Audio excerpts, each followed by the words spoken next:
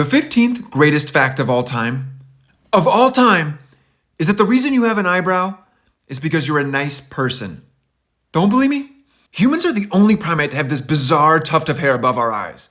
But why we evolved it was a mystery until archaeologists discovered our oldest skulls. This 300,000-year-old skull is one of the oldest Homo sapiens skulls ever discovered.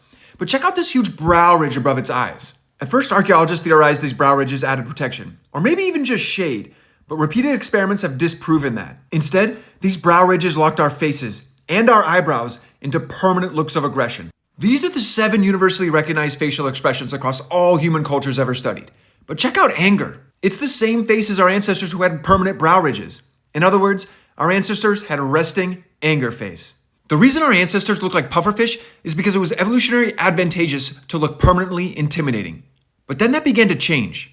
Check out this 100,000-year-old Homo sapien skull, and particularly how small its eye ridge is compared to this ancient 300,000-year-old one. Not coincidentally, this skull is found near one of the oldest Homo sapien grave sites ever discovered, which is the first time we can prove that humans cared about someone who had died. We can see over time as evolution selected for people with smaller and smaller brow ridges, and people whose eyebrows could move more freely. This tells us that people who could better communicate their emotions with subtle eyebrow movements had an evolutionary advantage over those who could not.